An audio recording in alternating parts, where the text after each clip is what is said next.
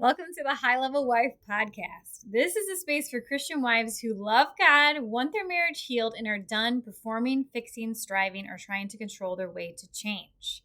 Here we're going to talk about marriage God's way through right order, surrender, heart posture, and spirit-led transformation. This is not self-help, it's discipleship. My name is Chelsey Holm, and my role is to help you move from awareness into obedience so real healing, wholeness, and restoration can take root.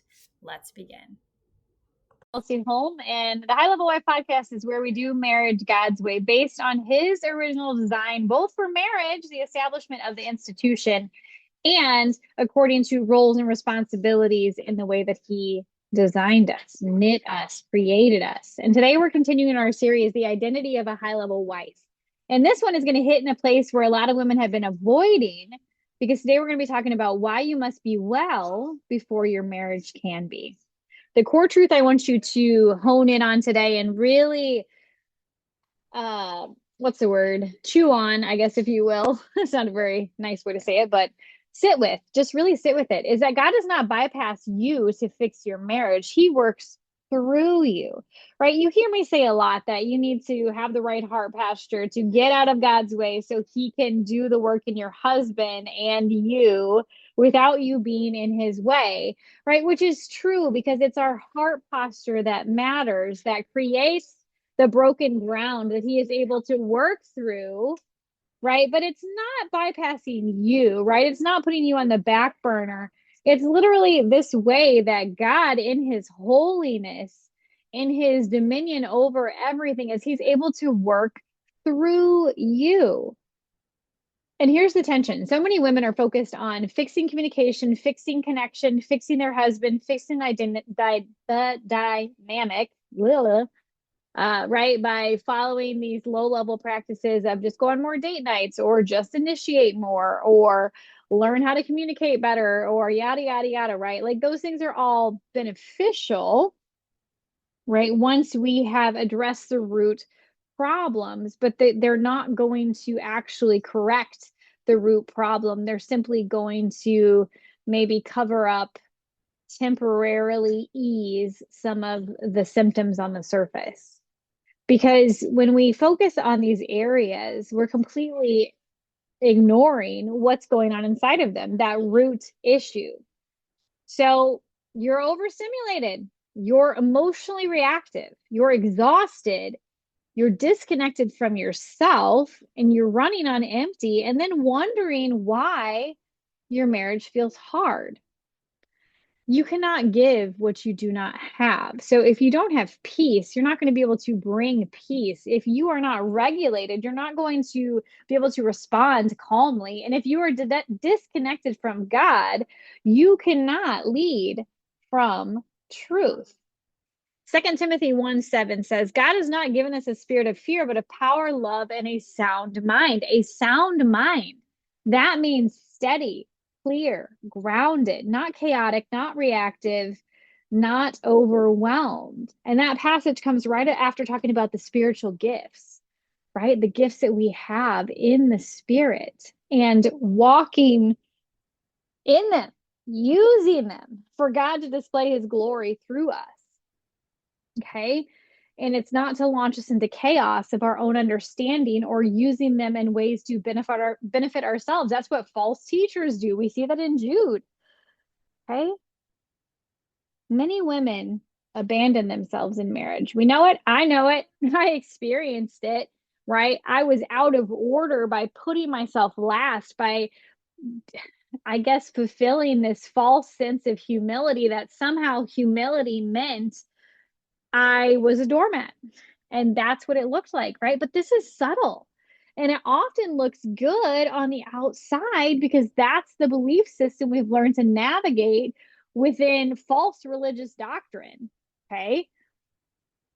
So you serve everyone, you meet every need, you show up for everything, you say yes constantly, but inside you are drained, disconnected, resentful, and running on fumes. Hello, let's recall Mary and Martha. Martha running around doing everything and then yelling at Jesus to tell Him to yell at Mary to help her out, right? But He said Mary has chosen the right thing, and it was to sit at His feet. So that is not biblical sacrifice. That is self-abandonment. And God never asked you to abandon yourself, right? We just talked about God being first in the last one. And this comes directly from Jesus saying the first commandment is to love the Lord God with all your heart, soul, strength, and mind, right? That is the greatest commandment. That's where we start, that God is first in every way possible. So then we can fulfill the second commandment, which means to love others as you love yourself. People forget, and actually, and I think that it's not so much as forgetting as it is just being uncomfortable with that last part of as you love yourself, because what does that even mean?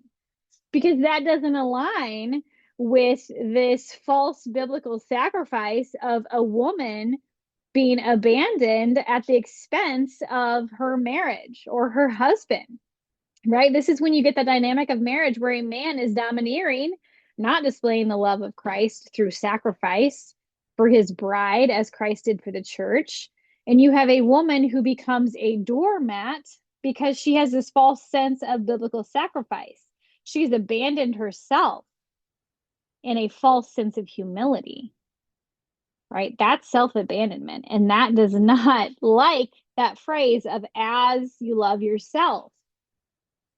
Because we have to understand who God is first and what he has commanded in his design for us, that we are made in his image. We are image bearers. We are the only creation that bears his image, not the animals, not the angels, not his physical creation, just us, just man and woman.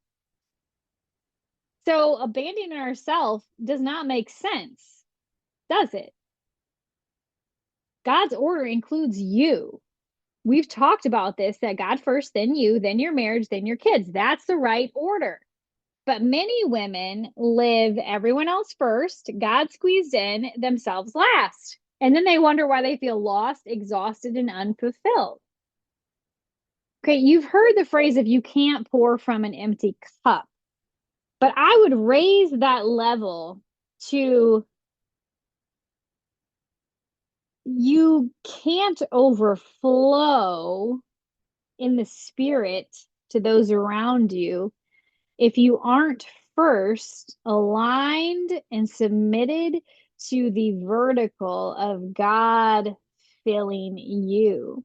Because when we just focus on you can't pour from an empty cup, then we have these really uncomfortable moments where it's like, I am weak and I don't have any strength. And God is going to ask us to do beyond what we are capable of doing, because in our weakness, his strength is perfected, right? In our I can't, but God can, his glory and power is on display through our obedience. As I said, in the valleys. Okay. So you cannot operate as a high level wife if you are not anchored, filled, able to overflow, and aligned with the heart of the Father. Otherwise, we go off the rails and we do crazy things and we bring our own strange fire and we're consumed by it. Because then everything you do is coming from depletion, emotion, reaction instead of truth, peace, and authority. Right? In Titus, it tells us to carry these things out. I'm gonna read it real quick. So give me a second while I'm flipping there, because it's so good that I think we need to listen to this. In Titus 2, verse 15, it says, declare these things. It's talking about the grace of God. It's talking about our salvation. It's talking about how salvation trains us to renounce ungodliness and worldly passions and to live self-controlled, upright, and godly lives in the present age, waiting for the blessed hope, and on and on and on, right? Like it's telling us how to live, how to stay in the love of God. And then 15 says, declare these things, exhort and rebuke with all authority. Let no one disregard you. Now, does that sound like a doormat to you? Does that sound like someone disregarded or well, I mean, that's the very word that we just heard there, but does that sound like abandoning yourself? Abandoning yourself in the sense of your flesh, dying to it, crucifying on the cross, but not yourself and who God made you to be, uniquely you, and the testimony that he has put in you that the enemy has meant for good, for harm, that God is using for good and saving of many. That's the authority. That's the peace. We're focused on the future hope, right? The truth that we are saved from judgment and the truth of who God says we are. We are chosen. We are beloved, right? We are designated, predestined to walk in good works that God already set in motion for us to walk in. Okay, regulation is spiritual work. So let's bring this into the real life of when you get triggered, your body responds. Your heart rate increases, your thoughts race, your emotions spike, and if you don't slow down, you react. Why? It's a stress response, and it takes over our rational thinking to keep us safe and not dying. Like, this is helpful when there are tigers around. It's not helpful when you're in your marriage and the very thing or one that triggers you the most is your husband, right? And you're not going to get rid of him or minimize him, right? So you have to learn how to rewire and how to regulate. Regulation is spiritual work, right? The discomfort of the old patterns is the Lord revealing areas that he wants to heal. It's the Lord revealing areas he wants to prune so that you produce more fruit. Okay, but a woman who is aligned knows how to pause, breathe, come back to the truth, recenter in God. This is the safe framework we've talked about. Not perfectly, but intentionally, right? On purpose so that we can respond instead of reacting. So this is a practical tool, as I mentioned, safe, right? It's in that moment you pause, you breathe, you place your hand where you feel it in your body, and you remind yourself, I'm safe, God is with me. And then you ask, what is true right now? And you respond from that place, right? Not as true based on your own interpretation of things or how you're feeling, right? But what is God's truth that you can anchor into, right? Let's say you have fear for how you're going to pay a bill. Okay, what is true right now? That we are worth so much more than the birds and the sparrows, and yet God cares for them. They neither store or whatever the verse, you know what I'm talking about? It's in Matthew, right? And we are worth more to God than the birds. We can trust him, right? We can think of the truth in Philippians that be anxious for nothing, but in everything through prayer and supplication with thanksgiving, let your requests be made known to God. And the peace of God that surpasses all understanding will guard your hearts and your minds in Christ Jesus. When your body is saying, I don't feel safe, and your body is responding, right? Like this is involuntary. Your body does this when it senses fear because of something that you've experienced in the past that it deemed not safe. So now your body is responding. All right. So this is that perfect ground zero of regulation in your marriage, where God uses marriage to refine and reveal and prune in a way that isn't possible in other relationships because it's two becoming one flesh.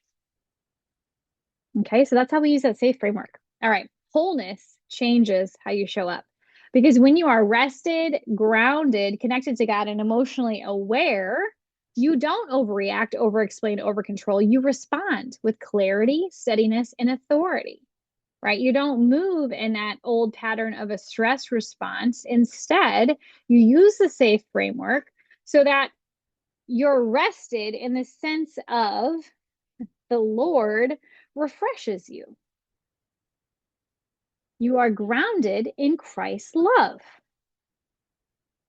You are connected to God in the sense of you have a right view of him. So your response is submission and reverence for him. And you're emotionally aware because rather than deny that you have emotions or let your emotions toss you about, you're able to acknowledge them, name them, and let them go. And then decide with that clarity and steadiness and authority how to respond. A high level wife is not a woman who sacrifices herself into exhaustion. right? Like that's bringing our own strange fire. That's bringing it into our own understanding of what the Lord did not command us to do in an effort to avoid the harm of not following him, right? That's all in our human understanding. That's not the way that God designed it. Go back to the Leviticus 9 and 10 for that. Okay. She's a woman who stewards herself so she can show up aligned. Okay. Stewarding ourself, right? We are God's vessels. We are his temple, right? We are stewarding ourselves through discipline, through radical daily denial of our flesh, crucifying our desires and passions, denying ourselves rather than denying God.